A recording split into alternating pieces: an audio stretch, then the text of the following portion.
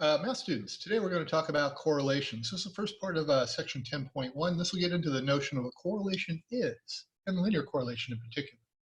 Come with me. All right, 10.1, linear correlation.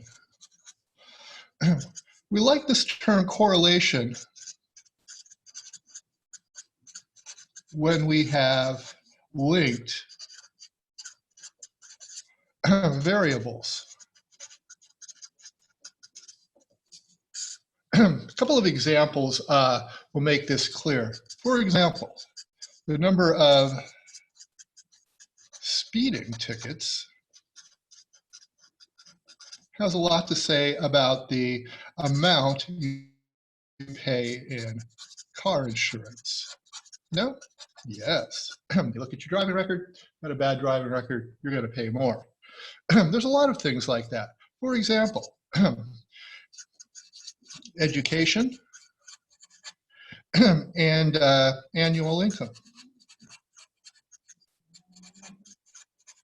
are definitely linked. The link is a little bit messy, but that's what we mean by correlation. So let's be clear on this. When we're talking about correlation, our variables are in some fashion linked together. Now, usually we're going to be working with two variables, x and y ordered pairs. They will be the data sets that we look at. You've already seen the scatter plot. Specifically, we are going to look at linear correlation. Linear. That means that if we were to plot our scatter plot, the data would fall on an approximately linear line. Exactly linear? No. The real world is messy, but approximately linear, yes.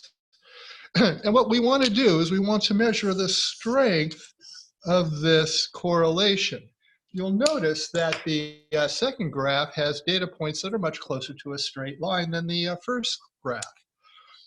The second graph has strong correlation. The first graph, not so strong.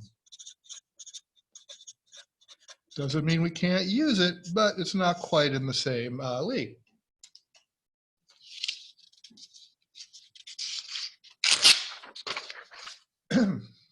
In the data set, that's your sample x and y values.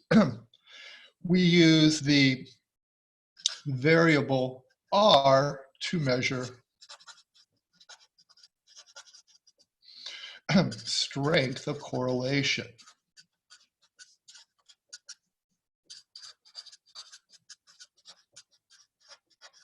Our calculator is going to be able to find that correlation strength R. It varies between -1 and +1 only.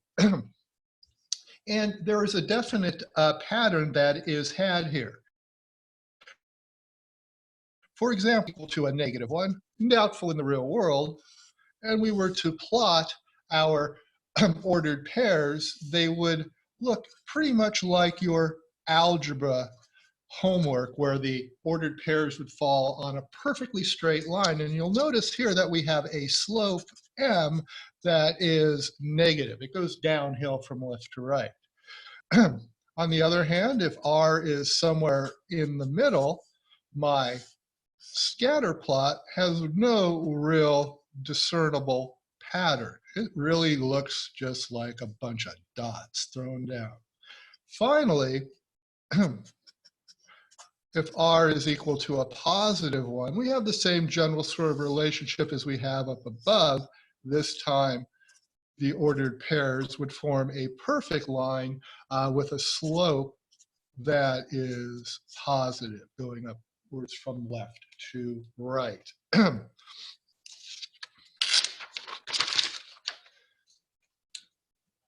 that variable R approximates or measures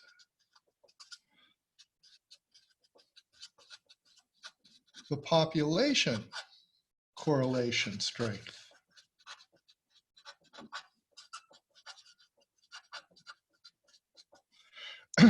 And this is given by a Greek letter. Looks like the letter P. It's a lowercase letter. It's called rho. The Greek letter rho. So R is a sample statistic. Rho is a population parameter. And any test of hypothesis